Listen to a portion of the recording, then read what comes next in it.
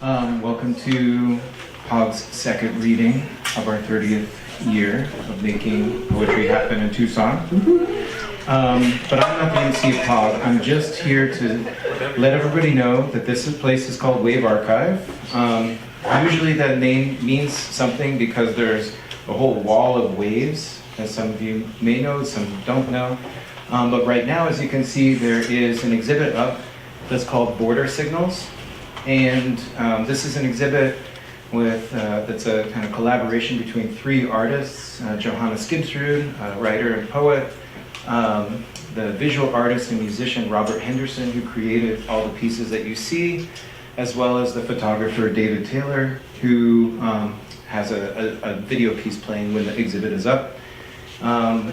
The exhibit's going to be open this weekend, and on Sunday the 19th will be the closing night, and the artists themselves will talk about sort of the work behind the exhibit, which revolves around an action or a happening that happened last fall in November at the border that involved poetry and readings from folks who are in the detained archive, who have been detained at the border and who are sort of telling their stories. Four folks will be visiting to talk about the work. Paco Cantu, who's a writer in town and also the kind of one of the main curators and keepers of the detained archive. Russ McSpadden, who is the Southwest Conservatory conservation advocate for the Center for Biological Diversity. Astrid Riley, who works at the Florence Immigrant Project, and Dora Rodriguez, who founded Salvavision and who is a writer and memoirist herself. It's going to be a really great night, and that's happening on Sunday. On Saturday, tomorrow, there's going to be some experimental music, the bread and butter of this space, maybe, other than poetry, which is, as I think we'll think about tonight, its own form of experimental music. And sound making, that's right. And so two visiting folks will be coming through town. Ethan Campa, percussionist and noisemaker, R.M. Francis, who's coming from Seattle, and then our local group will be Group Chat. So it's going to be a good night of sound making. So all to say, Wave Archive, busy stuff happening. The bathrooms are through that door, right or left. This is a space that's open to the community, that we want to do cool experimental things. So if any of you ever have ideas for what we should do in this space, please be in touch with us. I'm now going to welcome Cynthia Miller, who will be our MC. Thank you.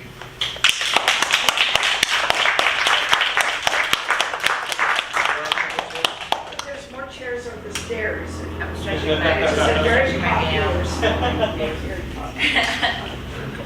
Thank you, John. Thank you. Thank you for coming. You know, this is such a busy time of year, and I appreciate you voting to come here and not the four other things that you also thought about doing tonight, because it is like that. October to March, Tucson, perfect weather, just started, and just a lovely time to get together with your friends and get out. This is the Harvest Festival for us 21st century folks. Anyway, my name is Cynthia, and I'm mostly a painter, sometimes a poet, and I've been with POG for a number of years, not quite 30, as Charles and Tenny have been, but maybe 29 and a half. And we've had the good fortune of having so many wonderful poets come through here, and some of them more than once. So I'm very happy that tonight we have Will Alexander and Stephen Ratcliffe for your listening pleasure. And I hope that it inspires you with your writing and thinking and words on parade in your head at any given time. You can't not do that. We are thinking machines. Anyway, I want to thank, of course, all of you for coming. The Arizona Commission on the Arts, which helps support our program, Tax Press, the Wave Archive, which is doing wonderful, amazing things in this small space, and the Goddess, and anything that holds you together while our country goes to rack and ruin. So thank those things, take part, be your own agency, make art, write write songs, dance, love each other. That's called survival. Okay. Otherwise, you're going to feel like you just got mowed over, which is also happening. All right, what else can I say? I think this is going to be a wonderful, wonderful reading, and I'm so happy to share it with you. So thank you again for coming. We like to honor the native influences of our area.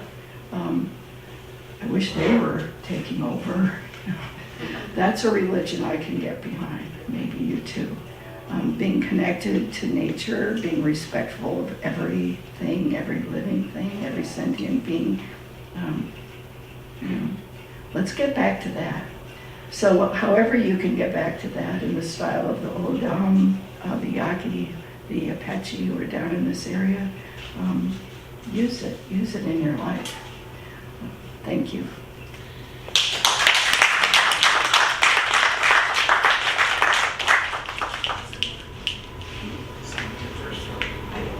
Charles is going to tell you.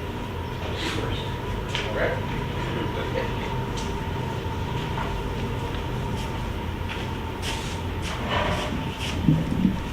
I have the pleasure of introducing Stephen Ratcliffe this evening.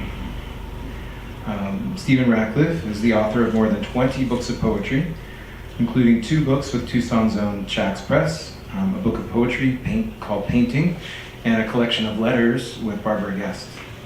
He's also published Rocks and More Rocks from Cuneiform in 2020, and Selected Days with Counterpath in 2012, which won the San Francisco State Poetry Center Book Award, as well as, of course, many other books.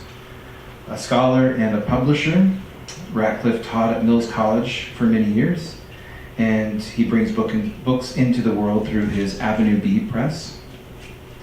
He's also written 3 books of literary criticism: Reading the Unseen, Offstage, Hamlet from 2010, Listening to Reading from 2000, and Campion on Song from 1981. An amazing, I said this morning too, but an amazing investigation of a single song by Thomas Campion, and then an investigation into the whole aesthetics of sound and song. He's also, importantly for this space where we are, a surfer, a wave rider, a wave rider on mini planes. We were just talking about that at lunch today. Recently, Ratcliffe's work has been rooted in a durational daily practice that's documented on his blog Temporality, but it's also published in, at this moment, 7 1,000-page books: Moment, Human/Nature, Remarks on Color/Sound, Temporality, Continuum, with spaces between all the letters, Sound of Wave and Channel, Today, and Window. All of those are published and available online through Editions Eclipse, as well as other publishers, as these beautiful big books. The writing in these books emerges out of wherever he is and from whatever he has in front of him, which is nothing less than the particular everythings at any moment. He just shared with us what he wrote this morning here in Tucson, this morning when he and Will gave us a talk at the university. Ratcliffe is, like all of us language beings are, a thinker in sound, making sound systems out of the space of the page in the act of paying attention to everyday life and life every day. Here, light and vision become shaped, formed sound on the page, ready to re-emerge in the echo of reading. In his incredible book of essays on writers and their sounds, Listening to Reading, Ratcliffe takes up the work of many, many poets, including Lynn Heginian, Robert Grenier, Gertrude Stein, John Dowland, Thomas Campion, and many, many more, in order to understand, quote, writing as an act of mind playing with words across time and space that separates and connects them. These words are sound, and these sounds are echoes of sound as physical shape in our memory, on the page, and through the air. To listen is to list, as in list, pay attention. It's as in to attend, as in to give our perception over to something else outside us. We give it over to waves breaking in channel, to the train here in Tucson, which is going to pass surely during the reading, to cicadas, to traffic outside, and also, of course, to voices and to language itself. And to voices and to language itself, and those voices and that language, they do their weird continuous hum through us, and in the hands of a master like Ratcliffe, for us, and for the not us that is a world we make together. So please welcome Stephen Ratcliffe to our meeting. Thank you.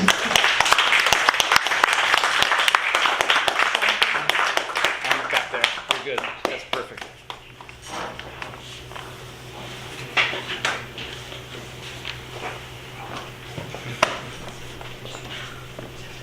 Thank you, John. That's an amazing gift. Really great. Thanks for coming. This is one of the books that John was talking about called Moment. Cover image by my daughter, who's a painter in New York, Una. Is a detail of a painting, but 1,000-page book. I'm going to read an excerpt. I have done readings with performances with musicians at Mills College out of the music program and from the Bay Area, and have gone on for 14 hours of reading. They're really long, and the music is being improvised, and I'm sort of the timekeeper. I have to keep reading the text, but. Very long works. So durational is a word that makes sense for sure. But you can see on the page that all the pages look the same. So there's this visual component, and you want to. It's upside down. Yeah. Anyway, I thought I would just read. I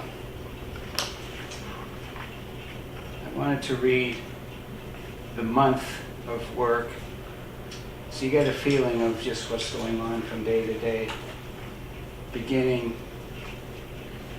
on 9/18 and ending on 10/17. Is that today?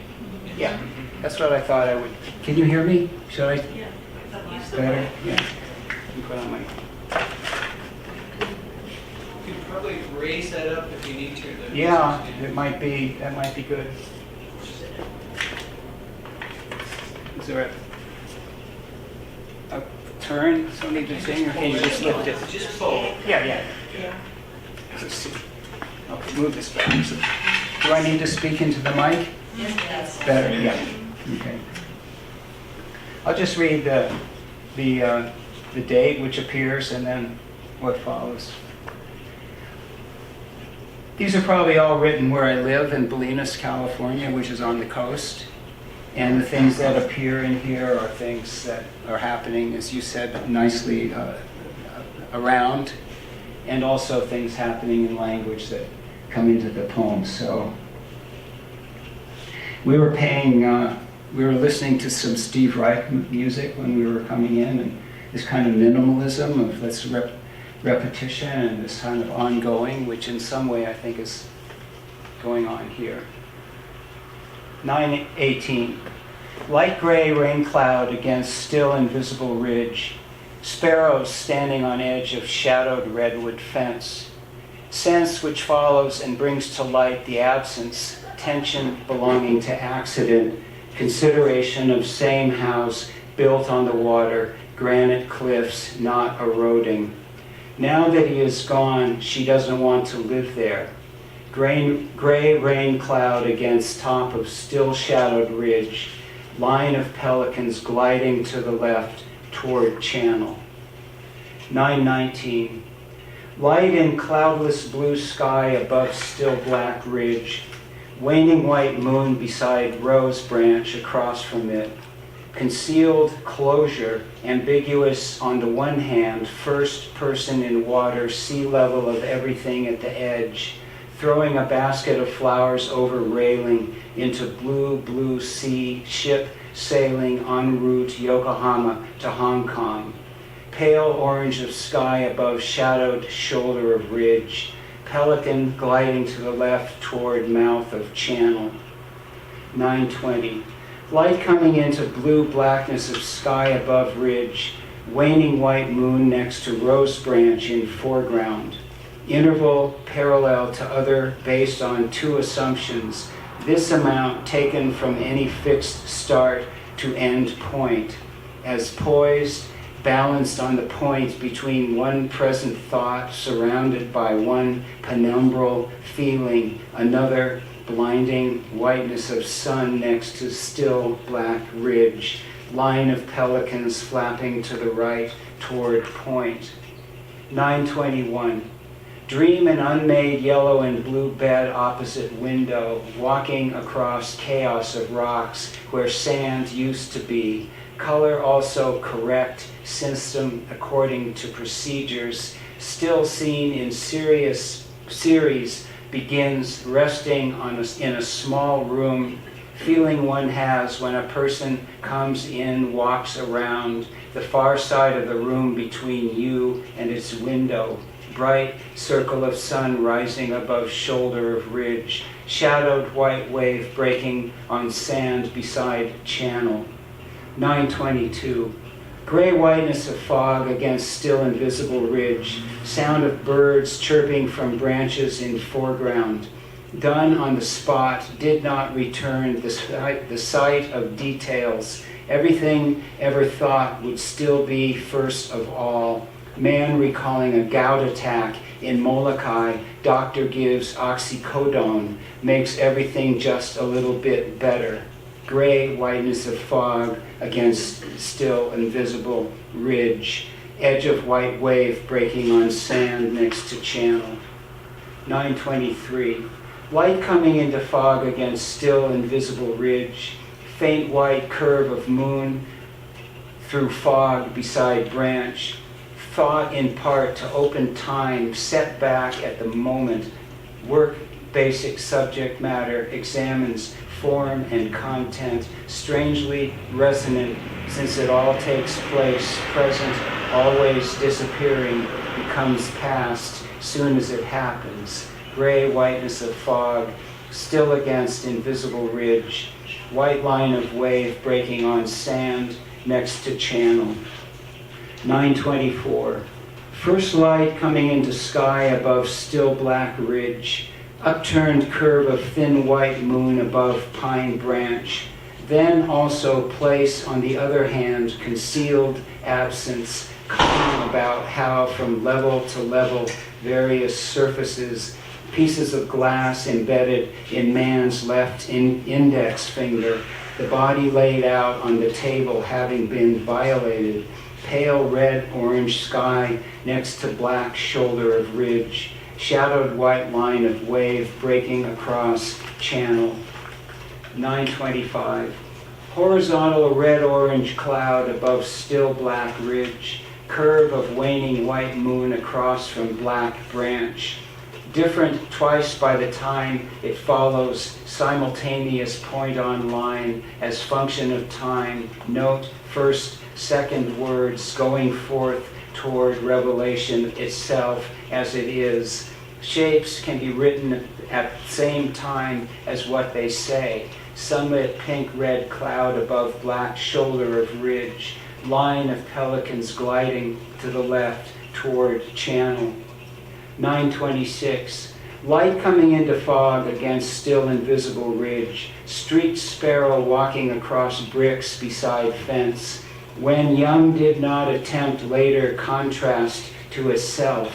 1 week goes by, shows room which contains a window. Woman recalling walking each day to school bus stop, followed by 2 goats called Mr. Johnson and Easter. Gray whiteness of fog, still against invisible ridge.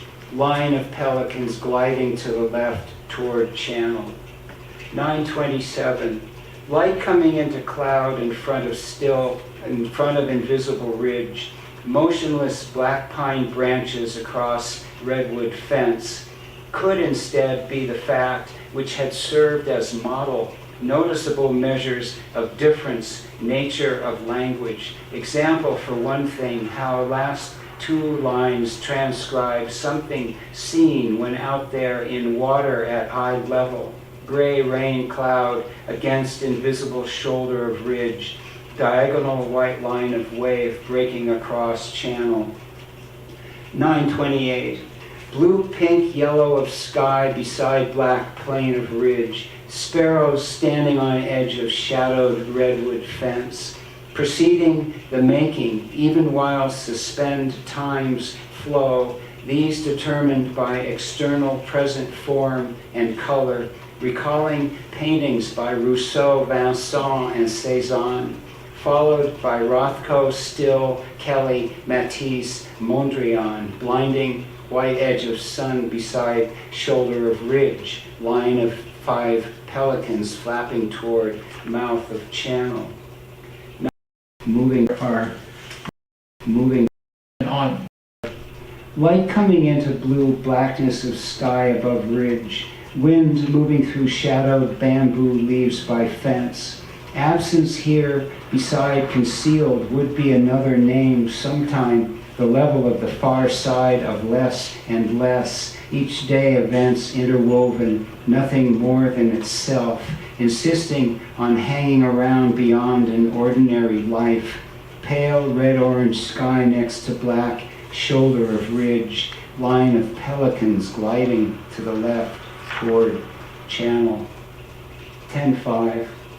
Faint whiteness of stars above black plain of ridge, motionless black bamboo leaves beside redwood fence. Follow in 2 scales made when applied to formation, calling in the direction of line, therefore in space. Apple isn't another apple over there, somewhere in real space, but has its own reality here on the page. Light coming into sky above black shoulder of ridge. Orange line of light on horizon across from channel. 10:6. Bright whiteness of star in pre-dawn sky above ridge. Sound of water falling on rocks in right foreground. Peace at every turn in contrast to beginning change sets out in the margin toward narrow part of room. Man in blue shirt, perhaps enough to materialize him. What lingers a while delays it, persist in hanging on. Sunlit red-orange corner of triangular granite peak. Shadowed green branches of trees on ridge beside it. 10:7. Pink-white edge of cloud above still shadowed ridge. Sounds of sparrows calling from field in foreground. Time of day and other shadows, figures to be thought. More not just saying, rather this one breath, another comes about on any page in the original translation. Seems to be happening in reading what is being said. Blinding white circle of sun and cloud next to ridge. Shadowed swell lines moving toward mouth of channel. 10:8. Gray whiteness of fog against still invisible ridge. Motionless green bamboo leaves beside redwood fence. Why it so often happens that after giving up a plan, extract from letter following an apparent beginning, imprint of living hand moving pen across page makes letters real as the physical things they talk about. Gray whiteness of fog against still invisible ridge. White line of wave breaking on sand next to channel. 10:9. First light coming into sky above still black ridge. Sparrows pecking up seeds from bricks in foreground. Reflection in far-reaching sight reveals it against one thinks about it, looking down on it, how far back, blue-eyed window moves towards something all at once, expanding the moment inside out into somewhere else. red-orange sky beside still black shoulder of ridge, shadowed swell lines moving toward mouth of channel. 10:10. Light pink edge of cloudless blue sky next to ridge, wind moving through bamboo leaves across from fence. Part of light which referred to different direction, there as is now seen, has points in common with line. Woman across table talking about moving toward edge, clear to horizon, light pink flower on blue ground. Cloudless pink-yellow sky next to shoulder of ridge, shadowed swell lines moving across mouth of channel. 10:11. First light coming into sky above still black ridge, motionless black pine branch by fence in foreground. All this work begins with a landscape painted, others where perpendicular, run down, far corner to end wall. Mixed up Robinson Crusoe narrative of a shipwrecked sailor who lived for years on small tropical islands. Orange circle of sun rising above shoulder of ridge. Line of 4 pelicans gliding across toward channel. 10:12. Light in window opposite unmade yellow and blue bed. Sound of crow calling on branch in right foreground. Early letter sketch of sand on paper, image just now, breath saying other than the rest of saying nothing. Sounds in themselves without relation to each other. One's being at home in words through world as sound. Blinding white edge of sun beside shoulder of ridge. Cormorants flapping to the right toward the horizon. 10:13. Moonlit blackness of sky above black plain of ridge. White circle of moon next to branches in foreground. Feeling of after all that matter of form from start, no longer possible to locate a copy of the original. Man writing VT green, NOV black, EMBER red, WOODS blue. Not pathetic, but pastoral fallacy, pretty well drawn. Gray blackness of sky above black shoulder of ridge. White circle of moon above clouds across from point. 10:14. Gray whiteness of clouds above black plain of ridge. Motion of shadowed green bamboo leaves across fence. Itself for and against, through which it falls apart. Physical spaces there relative to optical phenomena. Can almost see white, feel cold right outside window. Warm here in the house, what with fire still glowing. Sunlit white edge of clouds above shoulder of ridge. Diagonal white line of wave breaking across channel. 10:15. Light gray whiteness of fog against invisible ridge. Sparrows pecking up seeds from bricks next to fence. Green grass seen above, looking more and more. Things whose front and back is called the direction of. One thing followed by another, occupied with what is going on, days shorter, moving toward end of the year. Gray whiteness of fog against still invisible ridge. Line of pelicans gliding to the left toward channel. 10:16. Light in window opposite unmade yellow and blue bed. White circle of moon by clouds across from branches. Begins about between when he left, instead immediate, where ground verticals turn whole ceiling into room. Man on blue board dropping into wave, hits head, sand comes up, electric pain, neck, back, shoulders, fracture. Red, orange, yellow of clouds above shoulder of ridge. Wingspan of bird flapping to the right toward point. 10:17. Dream in unmade yellow and blue bed opposite window. Man tucking under breaking ledge of blue-green wave. Letter seen from above, pink tinge with violent water. Says the sound of word, which invisibly space, diagonal red-orange shaft of sunlight against ridge, sound of wave in still motionless channel, breathing, shadowed line of cloud in pale blue sky above ridge, wingspan of bird flapping to the right toward point. So,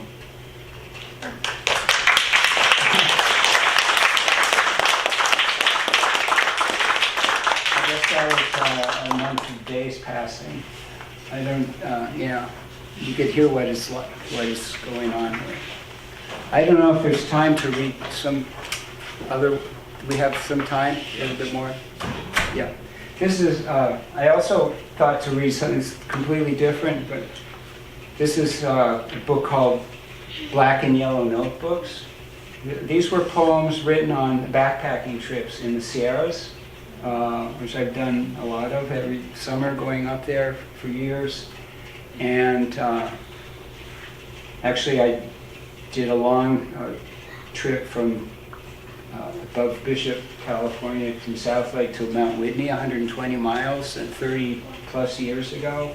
And I was transcribing notes as I went in a little notebook, and when I got home I typed them up into a short line form. And I did another one of these last summer, which was, a whole different experience. But that in those poems, I was using a voice memo on my phone and just speaking these things, trying to keep the battery going.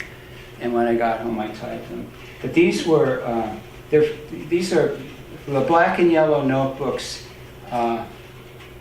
Were 4 different trips up there, and I'm going to read I'm going to read the last one, which is, the dates are August 11 to 17, 2021.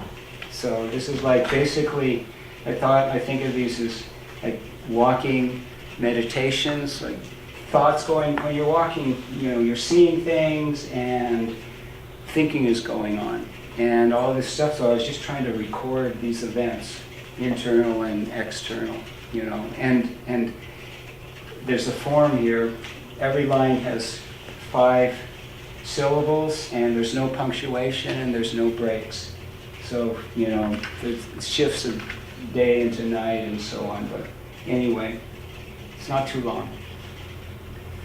Light comes into sky, branches of trees, sound of water falling on rocks in foreground. Water so far down, dried out lake bed, gray, white thunderhead clouds building up in pale blue-white sky above triangular gray shape of granite peaks. Now the sun comes out, goes behind cloud, late afternoon, still pale blue-white sky above shape of granite peaks. Sun behind cloud, late afternoon, still blue sky, no sound to speak of, the empty air, 11,221 feet above sea level in the year 2021. Smoke from fires everywhere all over the West, burning 1 million acres, the so-called Dixie Fire, Northeast California. 2 towns destroyed yesterday, just like that one, up in smoke, wind-blown flames, embers of tinder, dry branches, dry as kiln-dried lumber. One firefighter said on the radio what to do about it. Wind coming up, raindrops falling on tent, walls glimmer of lake below, flash of light, followed by distant thunder, far off peaks, wind building up, how everything changes, silver of sunlight reflected on wind rippled lake surface, rain falling from clouds above distant ridge, stillness in the air between here and there, the sound of thunder far away over there, getting ready to rain here, some wind picking up shaft of sunlight, dark gray cloud, shadowed granite peak in left foreground, sound of water on rocks, 2 small birds scatter left across pink rock, raindrops falling into ponds below them, thunderbolt peak against now gray-white clouds, pale blue across to the west above, distant shadowed ridge, granite peaks, black giant maybe rain falling out there, no wind, stillness as silent as can be, no sound, but some unseen small bird chirps in foreground, disappears into thin air, this place where one can simply be breathing in the air, and then out, rain stops, gray-white clouds in blue sky reflected in motionless surface, pond below, green grass, small purple flowers still blooming. Who knows what they are called? It doesn't matter at this point, but would be nice to know at some point. So here we go, rectangular gray granite boulder left behind by glacier still up there against higher gray-white clouds moving in from the west, maybe more rain somewhere out there, lines of words on Upper Barrett Lake, wind-blown, surface deep shadowed gray, green drops starting to fall now. Clouds open up, as they say, water running down tent walls, blowing in the wind. Sound of that song too, whose answer is there, my friend, getting wet, rocks and trees rolled round in earth's diurnal course, as Wordsworth once wrote, thinking of that.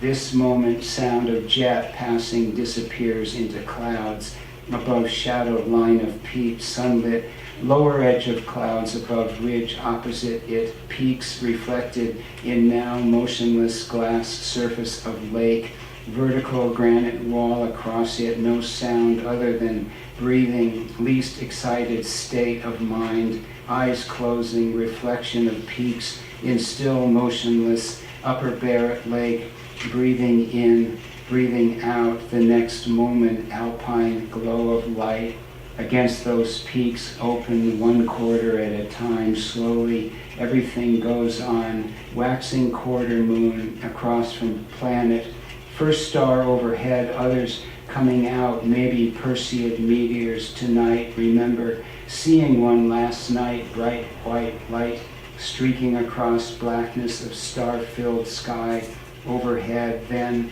just as suddenly gone now, more and more stars, moon going down behind line of cloud above horizon, random arrangement of stars up there now, Little Dipper, North Star, Cassiopeia in her drifting chair, then a flash of light shooting east to west, 11:01, 10 minutes later, second one appears, moving in the same direction across blackness of night sky, disappears into now windless silence, up there and down here, bright green light below, closed eyes, sound of lake, water breaking on, shadowed granite, white granite, sound going on and on, continuous motion of wind-blown wavelets from far edge of shore, Mount Shakespeare against gray rain clouds, same triangular shape, one that one saw once before long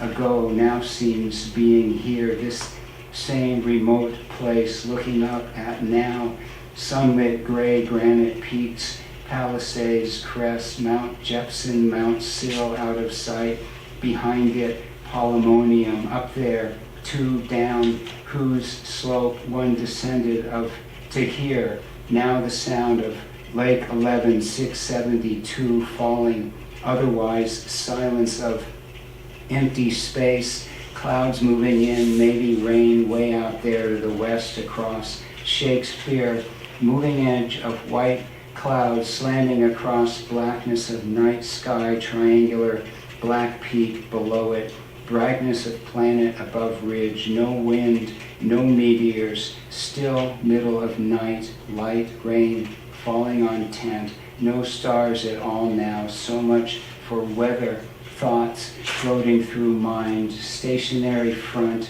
clouds still overhead, below a few stars, black peaks in foreground, no sound of water, dark surface of lake somewhere over there below, Scimitar Pass, stepping across steep slope, hand on rock overhead, pulls loose, coming down, scraping across forearm, skin ripping open, bright red blood everywhere, waking up to see random arrangement of white stars in black night sky overhead, brightness of planet above tops of peaks low in the west, sound of water on rock, dream of foot slipping off rock on steep slope, waking up again to see Orion's shoulder, belt, and knee, rising above still black shoulder of ridge low in southeast sky. Hours later, black sky full of stars, planet still over there, wind blowing down mountain. That's that.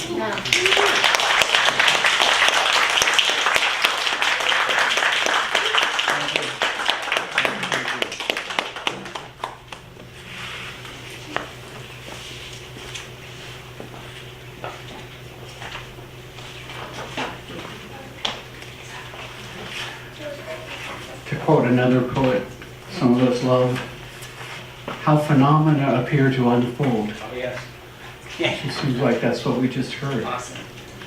That's from Leslie Scalpino, who's another person who triangulates into this space and into POG history somehow.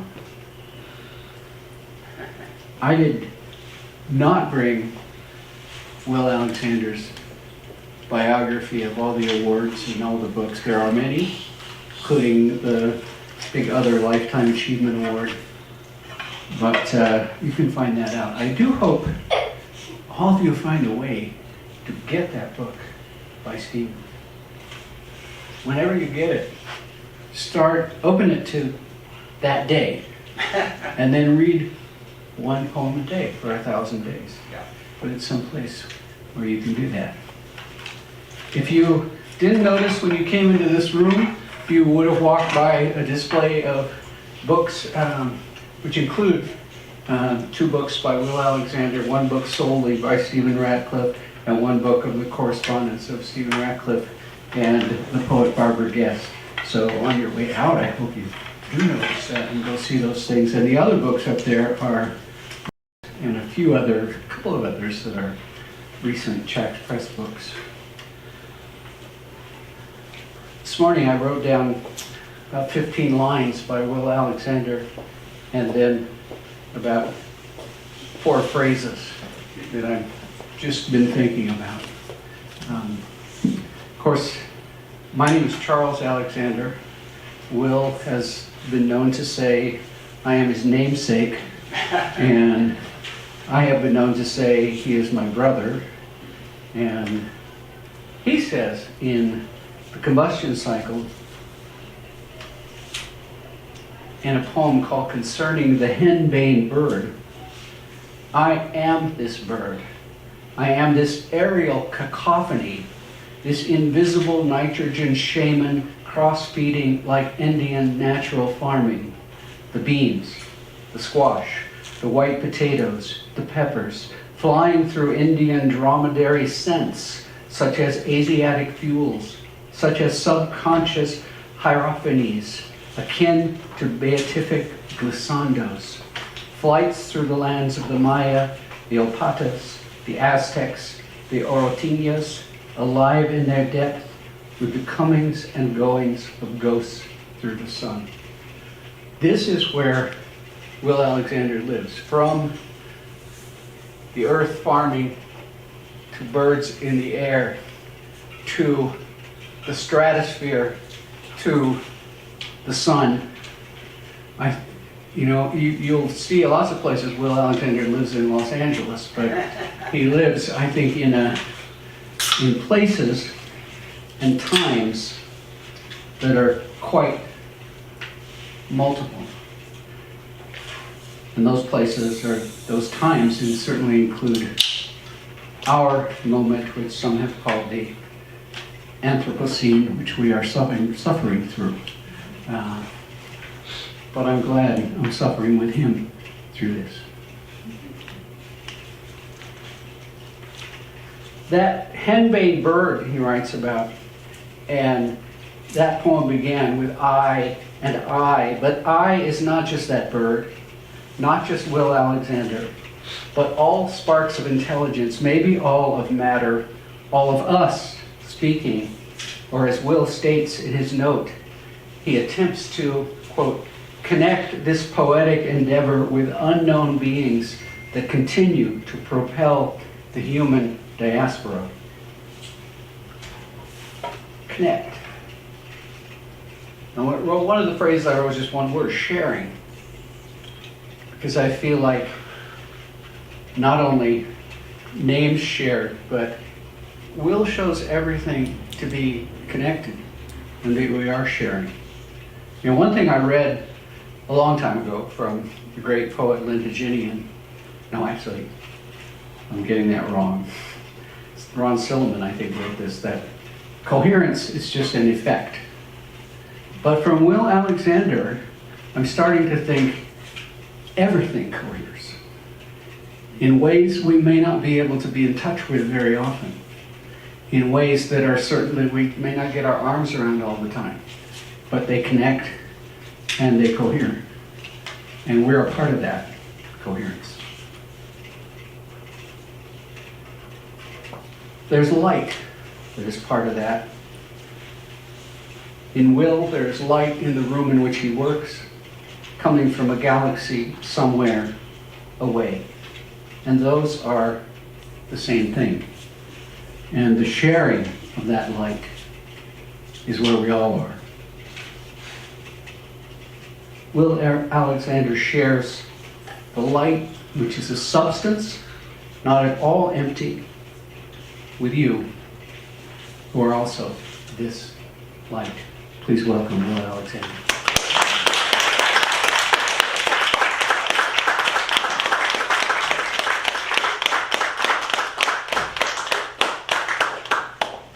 Thank you for appearing this evening, and thank you for this morning when you came to our talk.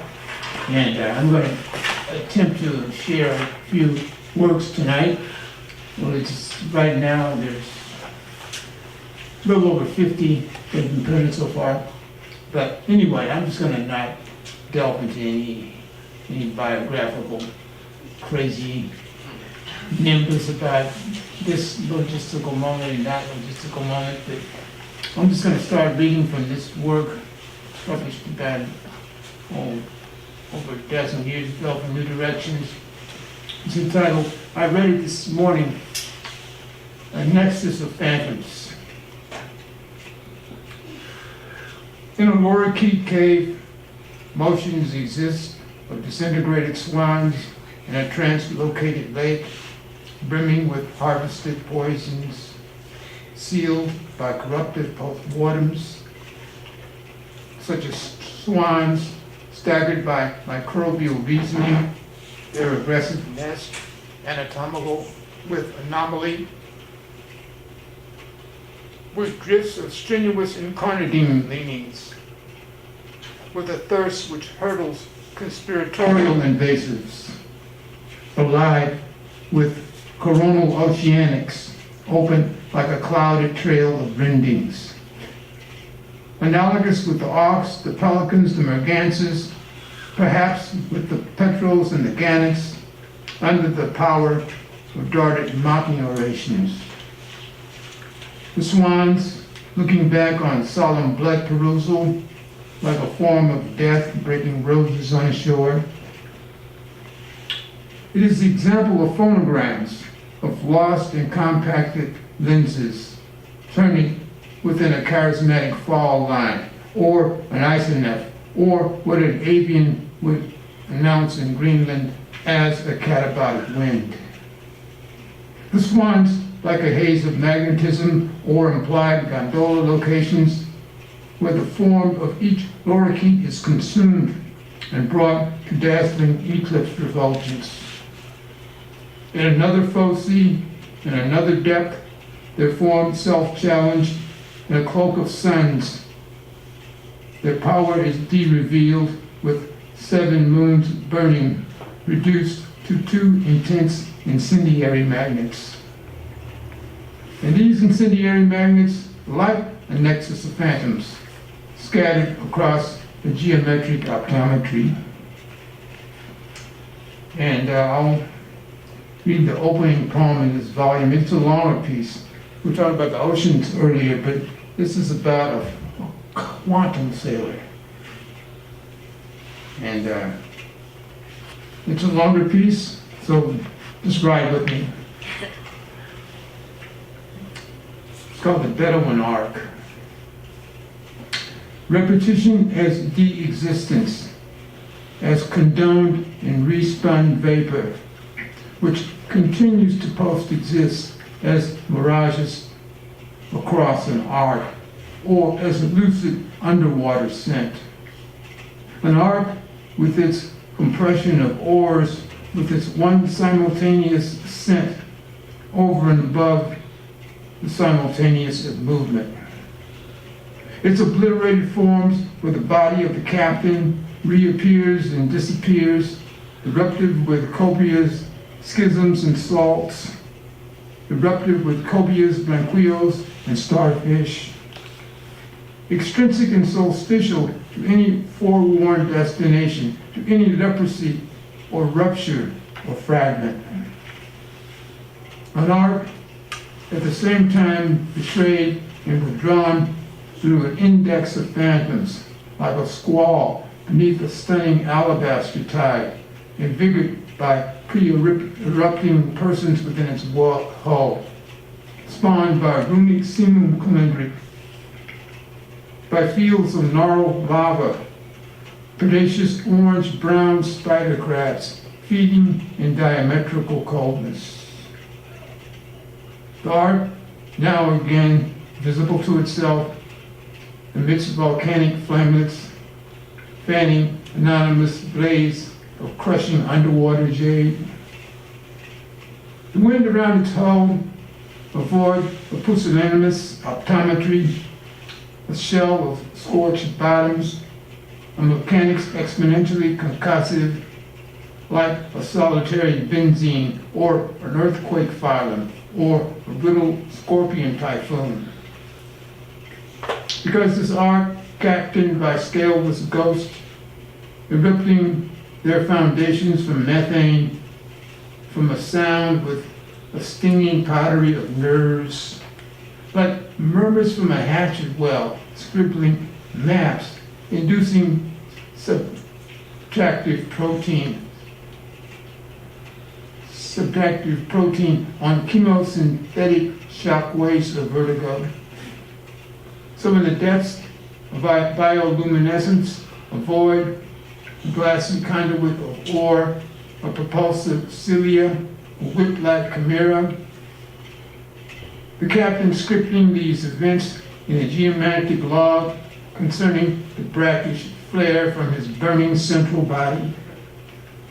A body below creatrix waters, a body below the simulation of trilobites, so that there constantly exists a smokeless anti-existence, which seemingly enshrouds a multiple quantity or a glare, much in the form of a stock and clay food stock, like a summoned explosive strife, which is the terra incognita, the fearful archaeology of fate. The arc, failing to illumine its former maritime amniotic by means of any purposeful or magic diathorsis, or any of the perplexing tonics of Selenia, or the Gorgonian as former body by persona, be it the pelvic whale or the caudal dolphin, the body of the captain, a blank, indeterminate ether, a smoldering solstice phantom, a soma beyond the depth of his former viewing range, superseding the diameter of boron, in the arc of the captain, conflagrant as anti-causality, which post-exists disintegration.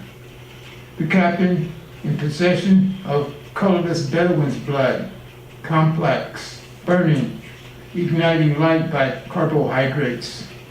Then just quickly creating mass in a hydrozoic sea by means of insinuous noctiluca, inside the fire of diaphanous algae. The captain, as the voice of the dinoflagellates, as interior transvacuity, now as translocated ember, a photonic beta-1 artery with a sudden grasp of stunning neural ranges, electrokinetic and spectral with maturity. He who now thrives without name, floating throughout inverted lightning hills. Perhaps his darting appellation is hexagrammity, or a goatfish burn, or a form which takes form within Peruvian gorillas. At the level of a subdivided spheroid, yet no longer partaking of the decigram or the quintal. In an unknown zone, such as the German East Pacific or Dutch Borneo peninsulas, like dark imaginary climates, floating beneath a fragment of broken imaginal isles, drifting beyond the confines of nodes or pharmaceutical calculus, being an incandescent distance in a zone like Lake Urmia or in the powers of Coco Nord. No longer of the realms of geometrical sirocco's, of prone and caustic emblematics, world now fallen into a cryptic bay of moons, far beyond the connivance extracted from the comma of the Paraguay rivers. Not a gnomic projection, nor a day's submission to generic engulfments, the captain no longer of an ashram of vectors, or a typographic geyser in the void. He exists at nervous solitary limits, his former vibrations obliquitous, vulpine, indigenous to the moisture of flashes. The Bedouin harp, an exploded viral dove, predacious anti-fixation, disappearing at the level of the leucoselenius. Then the sea wasp, the sessile medusas, the hydrozoan jellyfish, like obliterated hulls, like the eye and depolarized coronas, seeing susurras, seeing fire in the form of entangled isolations, in the arc of a neuron, in the spark of a dark infinity. So here we want to travel with this situation throughout all the moons and the stars. You know, there's an estimate that the Milky Way has 200, I think, billion galaxies.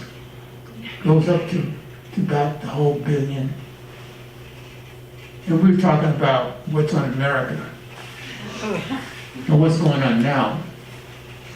How long does human life live on this planet? The high range, we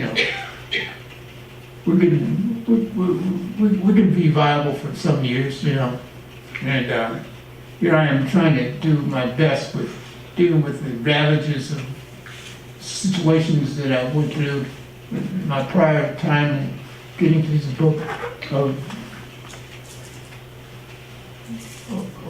form of stage 4. I got out of it. Here I am. Anyway, I don't want to dwell on myself, but as a conduit, we're getting poetry out. Really. So I'll jump around, not jumping around, but I had this new book come out from Second Study Press in San Francisco. And this is brand new. It's called Interior Philosophical Fractals. But we found out from a scholar in Michigan that the original fractals were pursued in West Africa, not in Mount Abroad. That's how we come to know it, but we're talking about a wider array of worlds, so much that the rubric of America is subjected to the rest of the world. But we found out that America was basically founded psychologically at the University of Gothenburg, I think, in Germany, 1671, a little before the so-called American Revolution. And at that point, all the former Scottish, Irish wars, all these things that coalesced and collapsed into an American identity. So, right now, I think as poets, we struggle against that identity with the imagination going beyond limited quarters. So, anyway, I wanted to start off with, these are shorter pieces. It's called Unscrambled Concentration for Yarden Cats. I don't know if anybody knows Yarden Cats. He understands the situation with the AI is trying to consolidate a ripeness in American culture which can't persist. But we're just bombarded with it. It reminds me of the scholar or priest that used to harangue Renaissance audiences. Savonarola. Anybody ever heard of him? They got Savonarola. They used to listen to him, he'd run his mouth, they hung him. They hung him.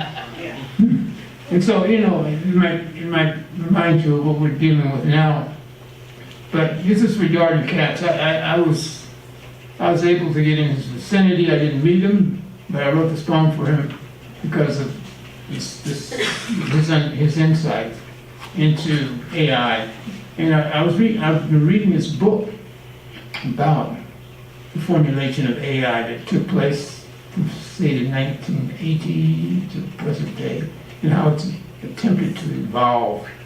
But it's not a natural formation. It's like a scholar from Senegal, Sheikh Anta Diop, says, nature only strikes once.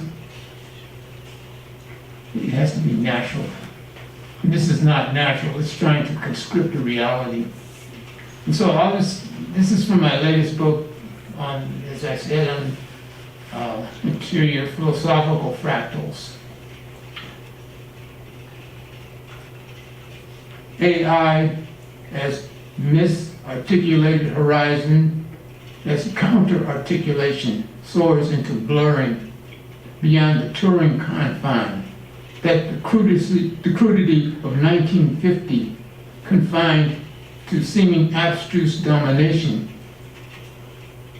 by mazes by confinement, to null and refractive active voidness, always empty, never principally of Abayala and Congo, later inferring to principal limitlessness and richness, never dazed by opacity, by day's grainness, by day's grammar that naturally elucidates itself beyond pauseless disbelief.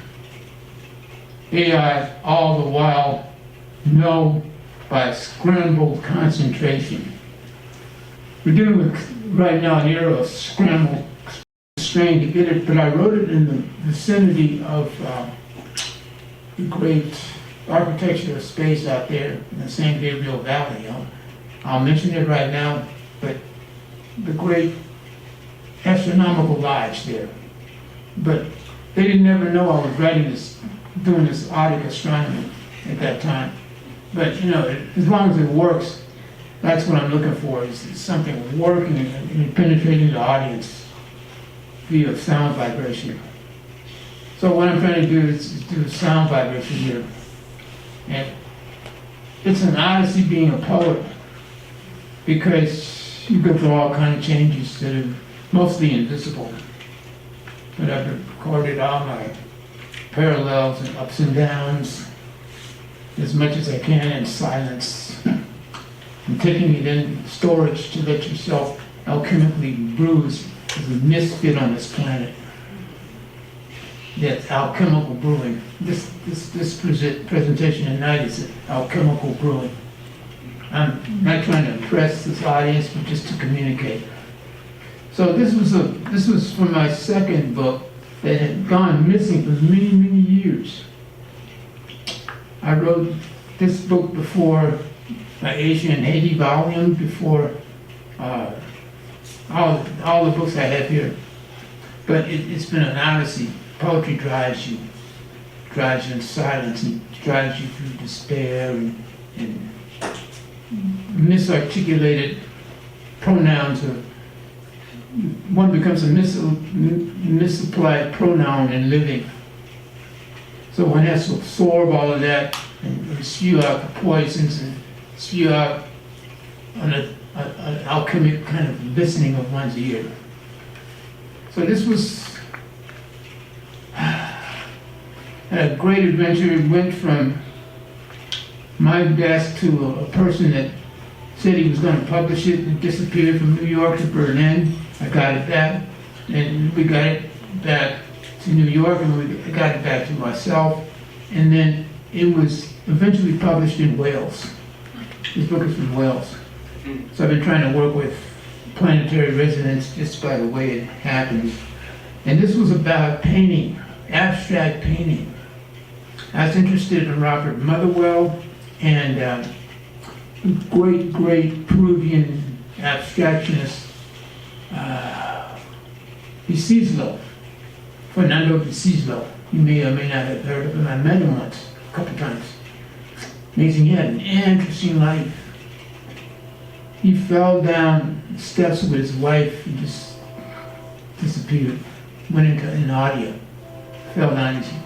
He and they died together. And I met both of him and his wife in front of his paintings. And they just turned to this poem. So, first time I've ever laid eyes on this book in many years. It's called The Dust of Green Infinity Calipers. A voluptuous nightingale of rum, solar osmosis causing moon pressure, streams of yellow tar morph to darken camphor.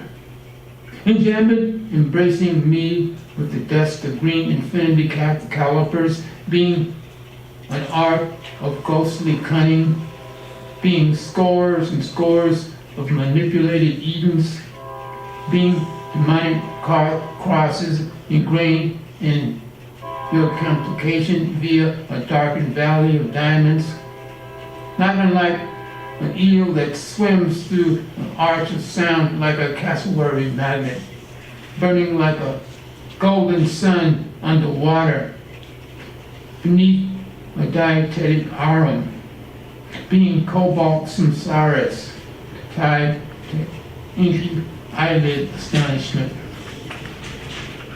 We're always working with astonishment. Once we can get beyond the quotidian, we are always grafted by astonishment, even as we live.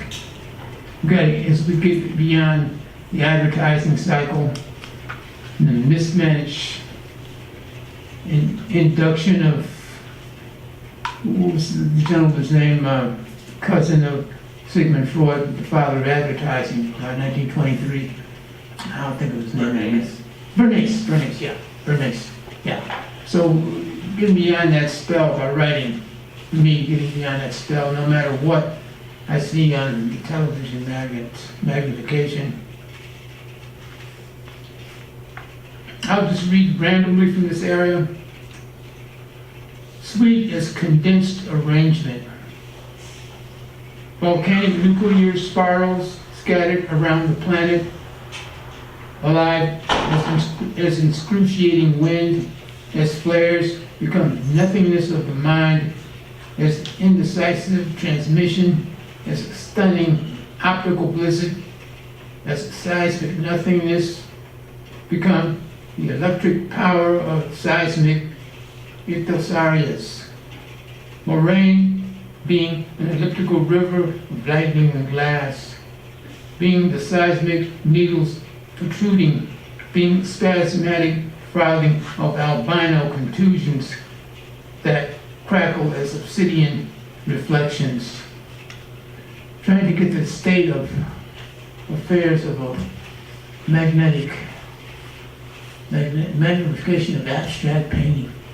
I've been fortunate to work with an artist you may or may not know, in Los Angeles, we were doing this giant thing from, what's that press? Granary Press in New York. It's 900 pages in 3 volumes. And he's got all of the work, the visual work, and I've named every one of the 327 entries of the book. And we have them, it's too big, it's much bigger than his book, but they go about that big. But anyway, all that aside, one has to keep working all the time. One can be straddled by exterior arrangements, praises and this and that. And that's only for the moment. We're going to get to the beyond the moment. This is called, I'm really waiting to read this one, but yeah, just come on this as I speak to you. This quaking saurian rivulet, pale trout, flooded indigo spider, never condensed as analytical. Chariot as quaking saurian rivulet. In the wind of its quaking brush fire canals with its oroporic stellar antimides, with its non-existent retinal penetration, being optics of greenish bone reverses. Perhaps an eclipsed transparency, opaline registrations as spells of bodiless evolutionary vistas, being a fumarole of transparency, being juggled infinity, asteroidal in origin, like the amber of a lion's brood, condensed as underground saurian arrangement, being abyss as solemn stumbling, akin to central thickets of the sun, alive as forage waterfalls, saliva, as perfect muscular suspension. It blazes as spectacular uranium, terrific as obsessional rhodopsin ballet. I'll read one more small one for this poem. It's called Texas Blind Salamander Feelings. By the way, the salamander, Texas Blind Salamander, hasn't been shown in the world in Texas since 1952. We found a living one, but it's born blind. It sees with other ancillary transmission. So as an abstract person, I'm looking at ancillary states of transmission. I don't want to talk about what happened in the hood. I could talk a lot about the so-called hood. I grew up in 116th and Avalon. I didn't just escape, but I transmuted myself to this space. Wasn't easy, but here we are. My mother stopped a hanging on the street. She's amazing. Berby Alexander, she's amazing. She gave me poetry, the bravery of poetry. Although she was not a scholar, but she worked with intuition. She could find out things that nobody was supposed to know. That's how she baked bread. No recipes, no arrangements, just came out beautifully. And see, hopefully she's coming out beautifully. And I never talk about them too much, although they're the reason for me being here. And this is called On Pre-Cellular Audition. Not as meandering kinetic, not as stationary nexus, not as a planetary water plantation, perhaps as raw metrical hydrogen by oblique dissonance, by raw territorial posture, by crystallized territorial charting, as ostentatious solar current, or systemic via wisdom, or omnidirectional stagnation, as prevalent stationary scale, revolving by prior state as deoccurrence, as shaken spectral haven, a blank combustive cinder, by diagnosis of script that endemically rises via plentiful regulation, by kinetic imprinting, perhaps scripted tentacles as malleable silver cascade, being outer grams within fractionated human presence that registers its own drifting. By the way, we're all drifting to the cosmos right now as we speak. It's going at the rate of, we can't feel it, it's going at 280,000 miles an hour.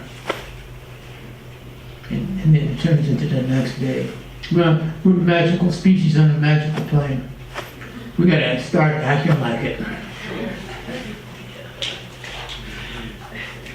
Using great language to try to get things, not didactically, but we're looking at a deteriorating Hamlet here. We're not trying to reverse it, but we're going to let it change into another space where the seas become vibrant. The ocelots begin to tingle. We're going to mention all the ways that our magic proves. By the way, the work of the ancient Egyptians was superior to the work of the American economy. 5,000 years ago was way more advanced in this situation.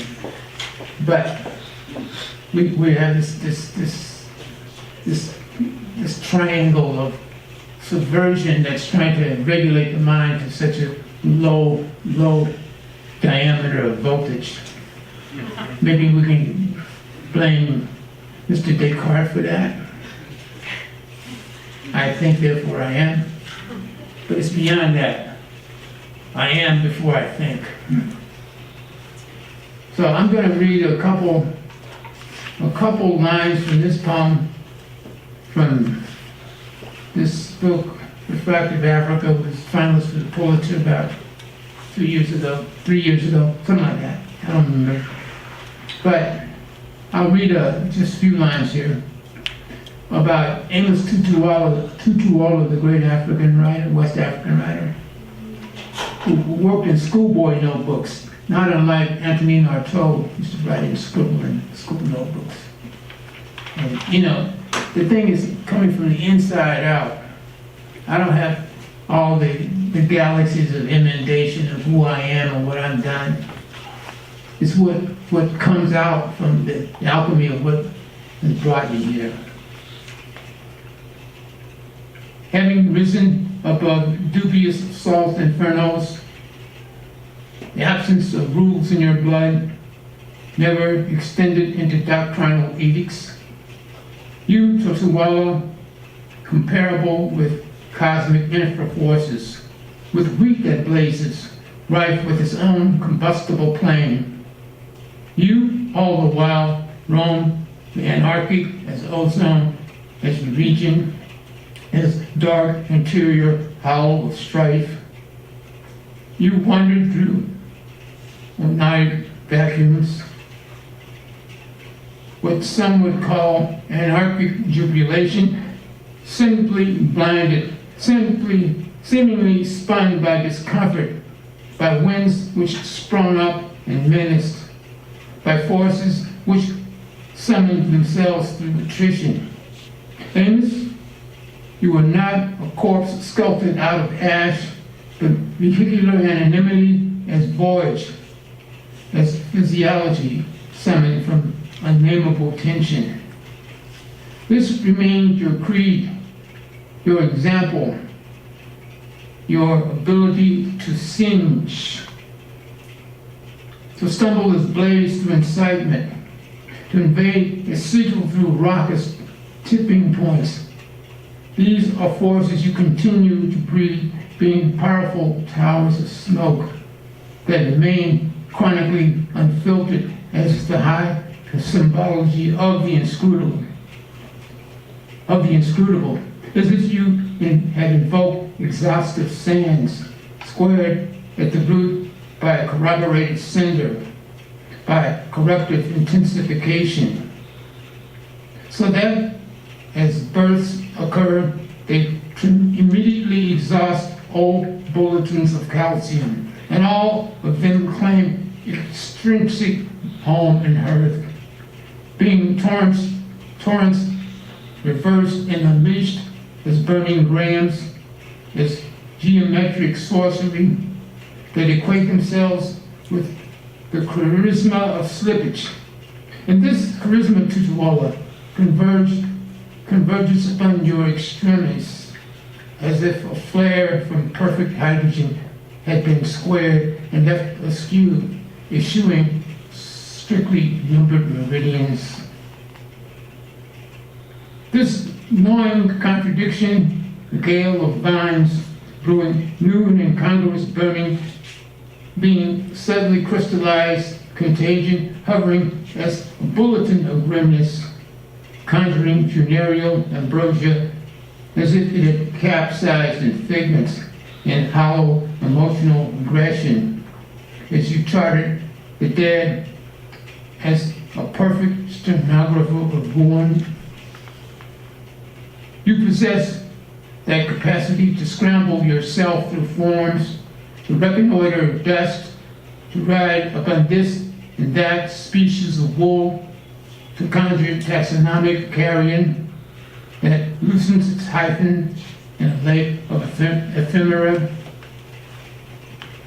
And so you fully floated inside death, inside its innominate spiraling, listening to a tornado of cowries, dazed, alive as alarming misnomer, as renewed and terrifying entrapment.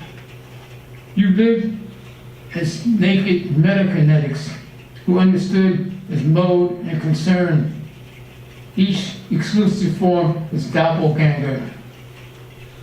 There are some who have lived, who possess no known form as the pointless juncture of physical dialectics.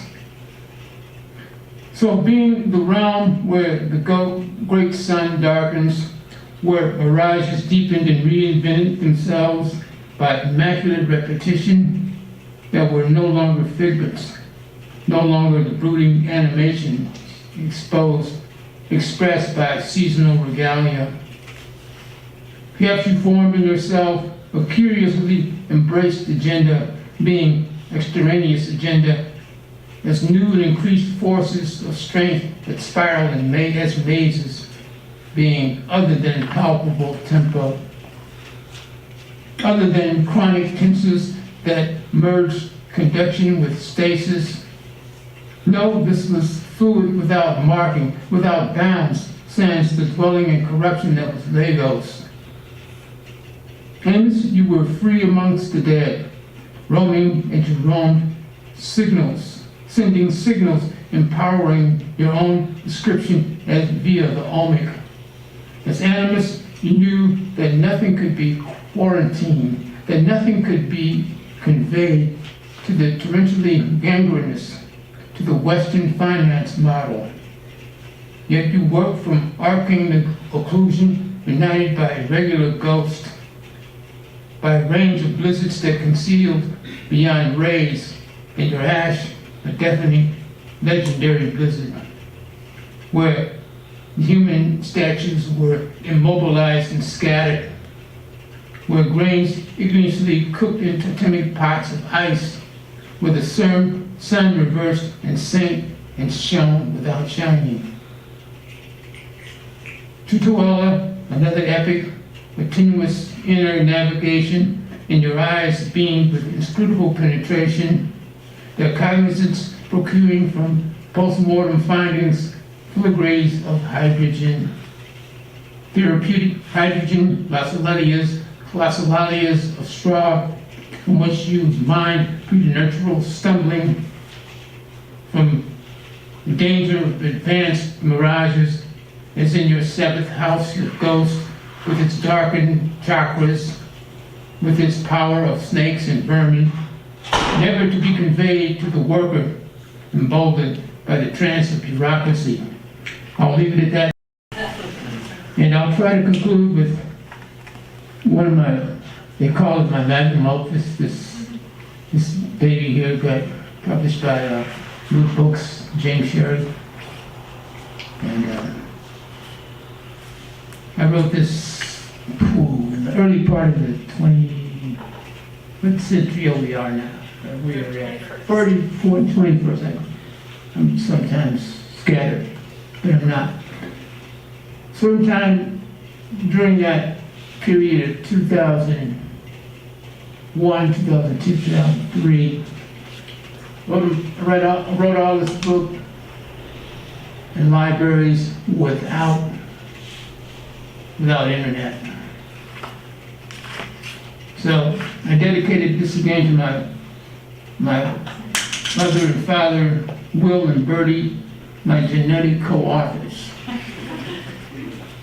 All right, there's a quote from, anybody know Sri Aurobindo? Okay. The mother, his partner in life.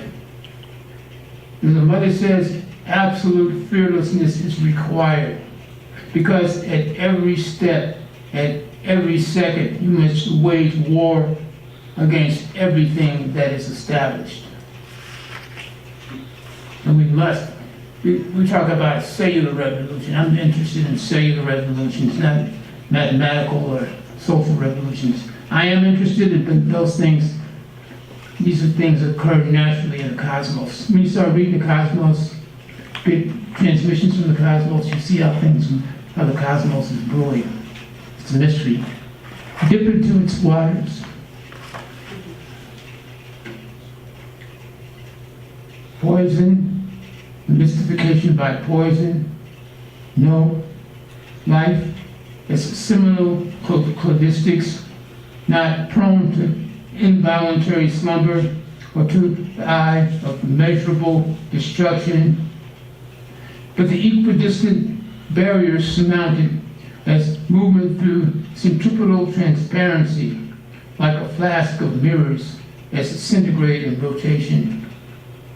Incessant as cylindrical magenta inside the black vertiginous eye, never ceasing to vibrate, so that I am diaphanous, conspicuous, less given to accessible opalescence or distortion by skiography, as if inside the Andes is the fuel of an interior lightning subspecies as an arc, as the sun on a tribulus ruby, not being subject to tribes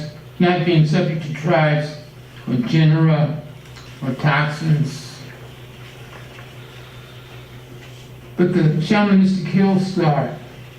shamanistic hill star, I'm nevertheless subject to an iridescent stillness, to faultless hurricane taxonomy, being the flight that is vaporous cleanse of individable and individable as transfusion.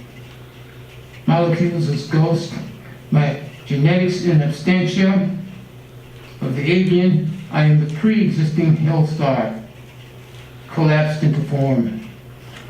I am obscure, a proto-endemic as voltage like a sun minus saffron as weight, aligned with the first Vulcanian satellites rising from ghostly eruption.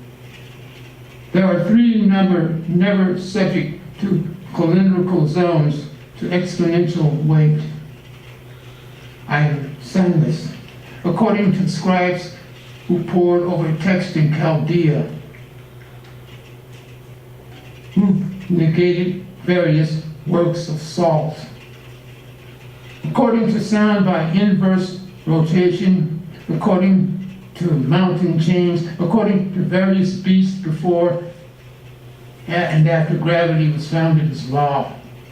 The law implied and imploded as the various dimensions of surcease, making me sullen and untoward, climatological and veriform.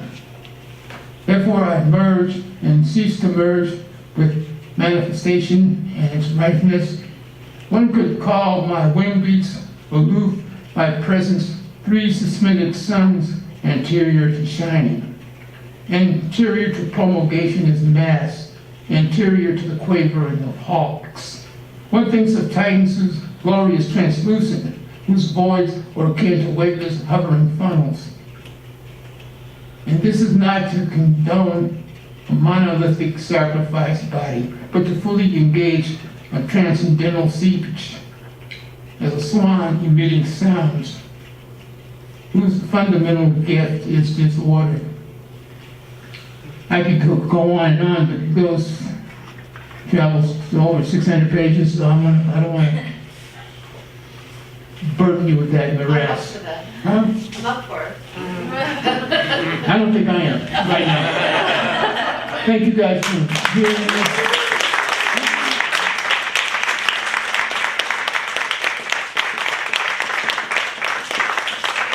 Thank you.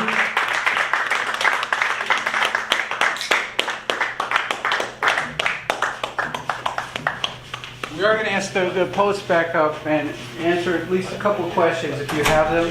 But I also wanted to say we're going to be back in just 3 weeks or so, only at the Steinfeld Warehouse with a poetry event that is a memorial and tribute to the great Alice Notley, who died several weeks ago.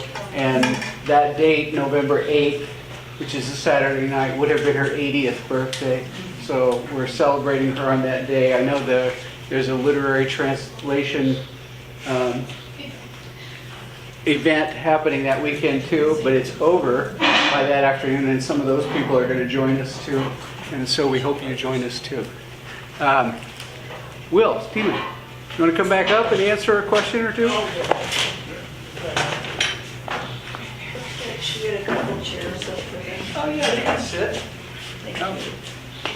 And John, you I want just to want to say something. move the microphone or something? I just want to say, these poets are from California, the edge of the Western world. California has always brought us insights into another, more Eastern perhaps, or otherworldly dimension, and I just wanted to throw that out there because it is the edge of the Western world, and you describe it so beautifully, and you're already there, so thank you, thank you. Thank you.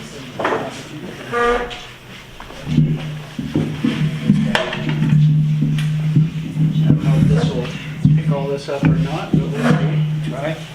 Try it out.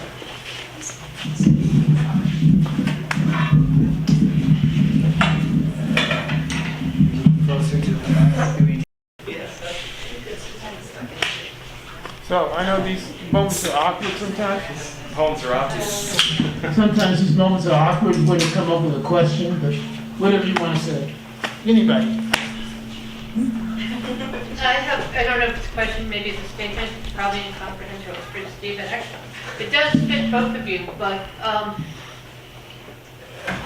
always have this idea about writers and their writing and how every writer has a sentence, which is not necessarily a sentence. It's more of a sound or an arc or a shape. And that shape, you write, keep writing. If you're really, I aspire for this, but if you're really, really good, you and the shape of your writing become the same. And no matter what work you make, that you can feel it in the work. And I think you two are both folks who are actually doing that. And I wonder if you had any comment on it.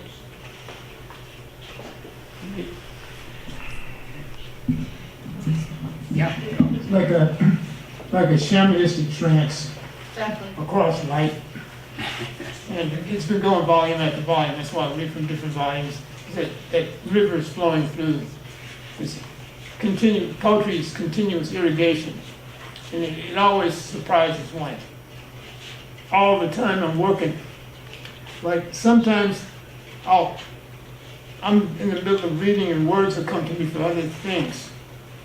But you know, the river is such a torrent that it carries the aphorism, the novel, long fiction, philosophy, all those things are part of the world one inhabits. It's very private, and as René Guénon says, there is a modern hatred of secrecy, but the poet must embed secrecy in order to get his or her work established as a voice. Yeah, I hate thinking about the voice. I mean, I just want to chop my voice up into pieces, but what's so nice for me is it's indelible. It's like I could go anywhere and open a book and read something you wrote, and it would have that shape, sound, I don't know, the sentence. Yeah. That doesn't, it's not a sentence. It's DNA. You know, yeah, it is like DNA. It's a form of embodiment that also is a form of language. Well, there's a really interesting statement that you started out with, and Will, in his amazing way, had a complete take on it. But it's a mystery in some way, but there's this sense of the human and the body and being in this place. You know, here we are, and then there's words and language, and which the poems are made out of letters and words, and they're written on pages, and there's this kind of transmission. You use that word a lot, but there's a transmission from the person, flesh and blood, and physical body, And landscape, and- the way the landscape gets inside of you, and so when you start writing about it, it's inside of you, but you're also inside of it, and that's part of what makes that yeah, DNA. I mean, it's Yeah. really clear in your work, especially the moment where you're looking, where you're like it's space-based and place-based, yeah, but those things are now interior. yeah. Yeah, Yeah, no, it's, I Okay. mean, what you led off with was a really, sort of, wow, moment. I didn't mean to Yeah. be wild, sorry. No, no, I but- wanted to know, it's just Yeah. such a thing. Well, there's something about the words come out from somewhere, and they're being transmitted to the page through the person, and we write, but there's something more that's mysterious about what's happening. And I guess I also think, when I think about this, which I do quite a bit, I also think about how the words come out of the person and then reshape the person in a particular way, which also has to do with their sentence, if you want to call it that. Yeah. Yeah, Yeah. okay. The way you describe things. The great Yves Bonfoy, the great French poet, he uses in his first book, Sangam, a lot. But every time he uses it, it's different. It comes to him in a different way. You can pick that up. So you're not repeating yourself, but you're just inscribing not the hallucination, but the understanding of the mantra. And once you get into the mantra, you get into all these overdrafts of sound, places that you didn't think you were going to go at. This is why poetry is a real mystery, even to myself, or anytime I hear it, it's a mystery. Yeah. How did he or she get this done? Like, Yeah. long passages. Mr. Stephen's work. It's like you continue to grow. You have to do that internally, almost like a meditation. Like Octavio Paz says, he would write. He would read at least a poem a day as a sacred measure. Anytime one wants to look at that poetry, look at The Bow and the Lyre. It was written in 1956. Very interesting because it's a timeless book. The way that poets get into all these constellations, they're not segregated from one another, but they are, on superficial levels, they're segregated into forms. But poetry has to be touched in each form you're working with. Because I work with the aphorisms, all forms. But plays, they had to be touched by the poetic. I think that, in pursuing the arts, the person works in a medium. The painter works with color and canvas and inks and line. The musician, composer works with sound of notes, music. Dancers work with their body. And the writer works with words. So there's something about the medium that it's being channeled through the person writing, and the person has some control and doesn't have other things. Things come up, and there's a vocabulary of language in my work. These words keep coming up because it's part of who I am and where I am, the person and the place are totally connected.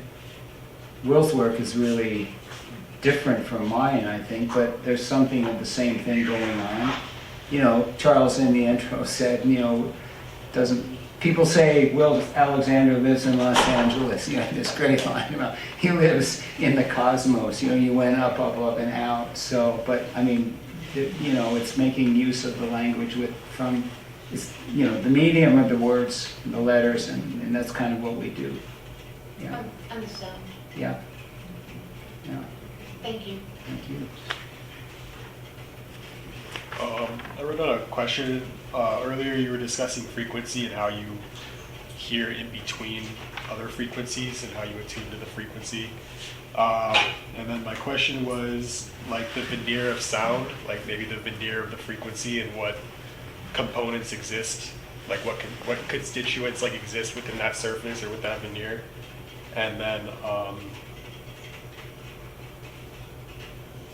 what, like when you were mentioning like an alchemical process, like perhaps how does that veneer and the ingredients of that move through, and then how does it metabolize or catalyze in that expression? You can't do this cognitively. You have to do it endemically from the inside. That's what the alchemy of language does for you. As Eric Dolphy once says at the end of Last Day, sound, words to that effect, sound, this music is magic. He says you can never capture it again. It has to be that form of magic that you're not capable of getting your head around. And that's a hard art to do this in this kind of culture where you're dealing with an internet with all kinds of boat excursions and, you know, super colliding black holes. It's enough to rock you, but you have to get into that I call it lingual equilibrium of volcano of the voice. Once you get into that lingual equilibrium, you're always focused naturally. There's nothing that throws you off course. So in other words, you absorb rather than contest. To absorb your reality. You don't change. You change reality by absorbing and exfoliating this magic that one encounters along the way.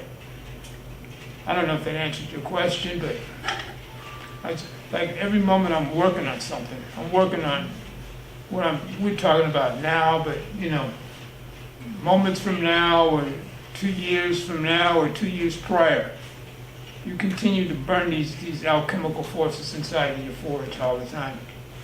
Sometimes it gets you in trouble with the quotidian world, but I try not to let that bother me.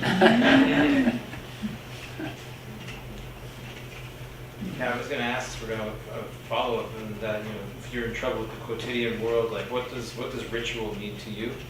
And how, you know, I was thinking about it's a daily practice. It becomes a kind of ritual. We're in a space right now. It's a kind of ritual. Because you're talking about shamanism and poetry and hearing at a distance. And so I'm just curious what ritual means to you and how it relates to No, poetry. ritual is all important because it's part of one's practice. Yeah. That's what it has to do. You're meditating on language as a mantra. I think, but the ritual is something that is performed, and there's a sacredness about ritual. And if part of your work, you know, as a person is writing, then there's that, for me, it's like this writing daily activity is definitely, it's like a rite. I mean, I haven't thought about it as ritual, but it is something that has that kind of practice and aura about it. Yeah. Ritual. Worship. Yeah. Yeah, I was wondering if we were going to go there. I mean, you know. Well, I mean, I would definitely go there. Yeah. And it gives you a kind of sense of all chaos breaking loose around us, and the world is, you know, in the political world, and there's so much going on, but there's this path that one is on. And it's like a compass.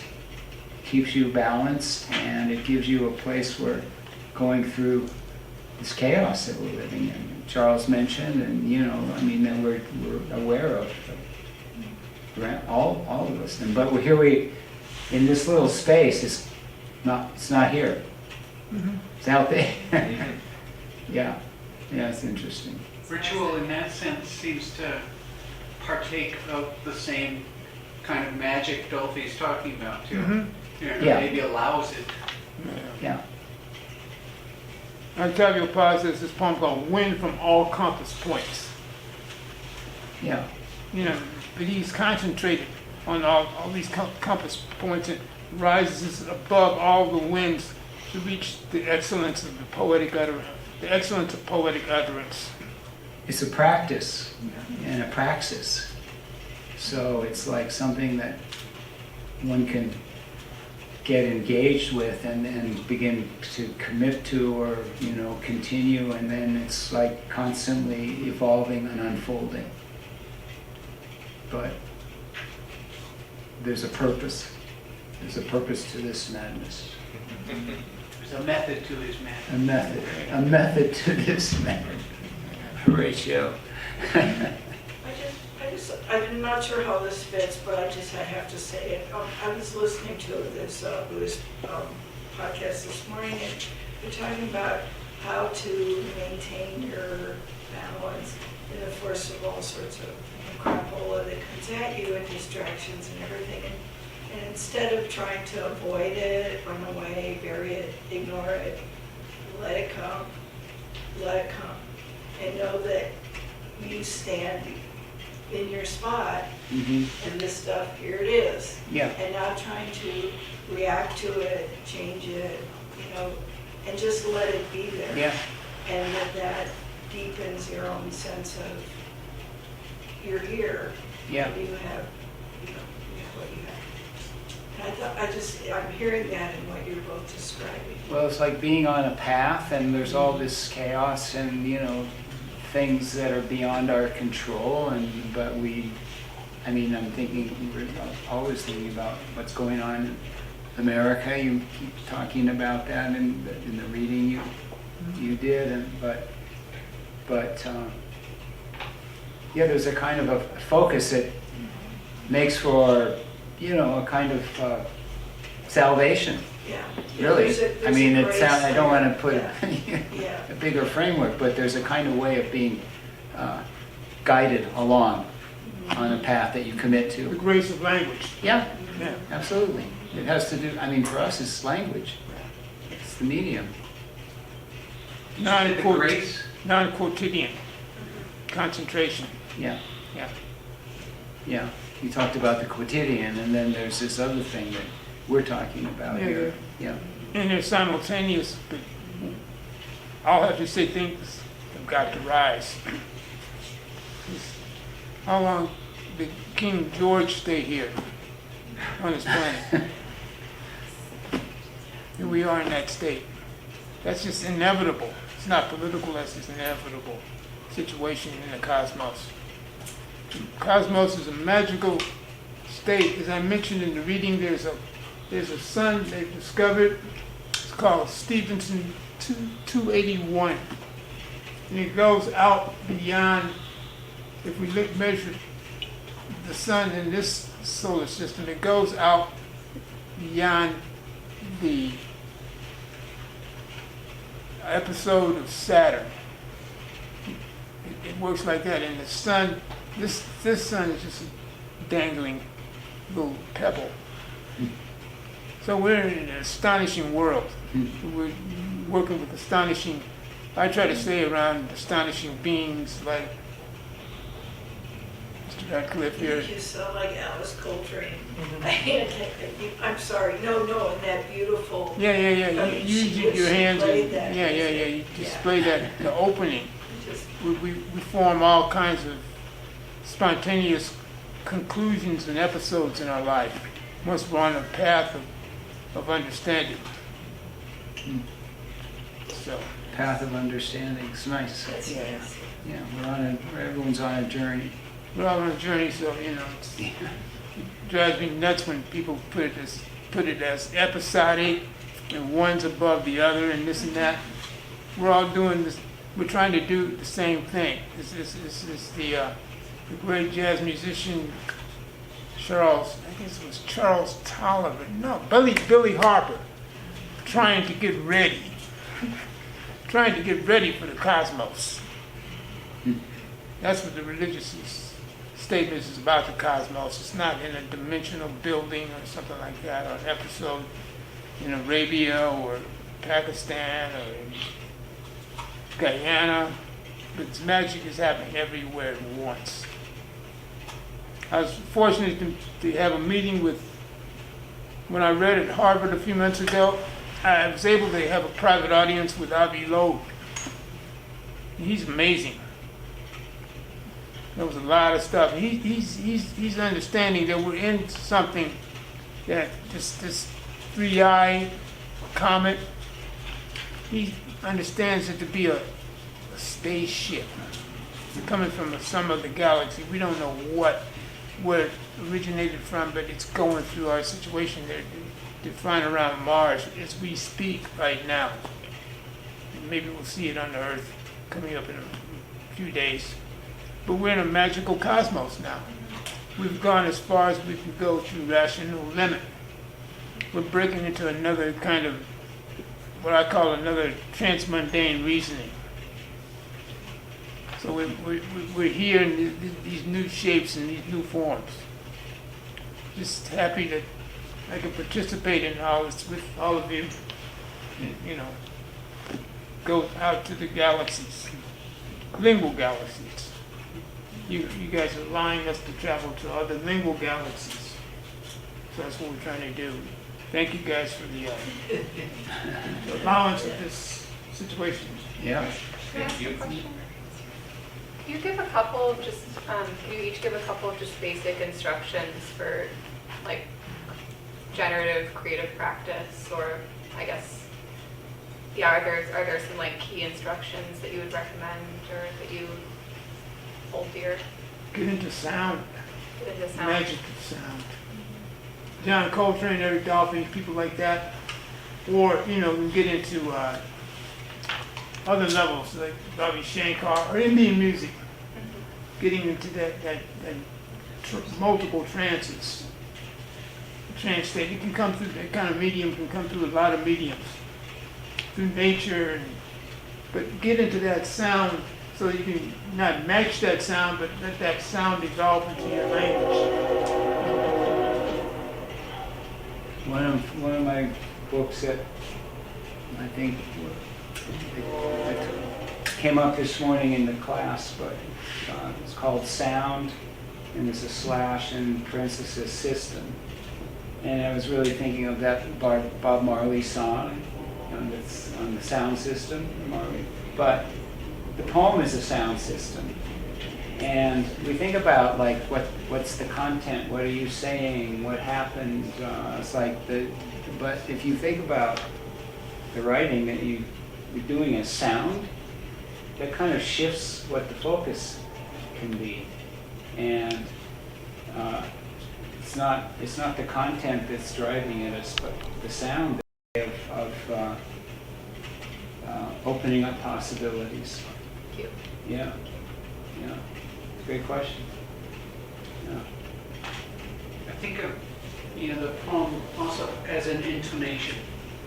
Intonation. Yeah. And when Will talks about Indian music, that's a different intonation. Yeah. South Indian, very low guttural singing, or Mongolian throat singing is a different intonation. And if you could just imagine that, and it has possibilities as poetry, you'll do something interesting.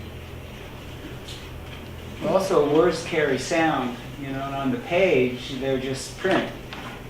But if you realize that when we read tonight, we were putting the sound of the words out into the air, and it gets transmitted, invisibly as acoustic sound, and the poem has a physical shape on the page, but it has an acoustic shape in the air. when it's read aloud. And that's an identity in the poem that isn't the same thing as what's on the page, and it isn't the same thing as the content of the words or the meaning of the poem. It's the music of the poem. And that's like a key feature of the poem. Prose too, of course, everything has a different, but there's that sense of, I think, the poet to be aware of sound is useful. Yeah, opens up stuff. Yes, magical. Yeah. Sri Aurobindo put it, the great Indian yogin, knowledge by identity. You merge with the identity of the work, of your existence through getting into the identity of language. Using your own language not as some kind of ploy, but as a way into the universe. And somebody is given, very few writers like Conrad go from Polish to another language. But Eliot tried it, but didn't work out so well. But not to use another language as an impressive feat, but as an alchemic feat. Using language as an alchemic feat.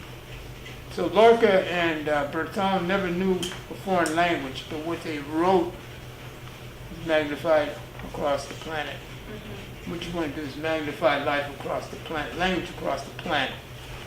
Mm-hmm.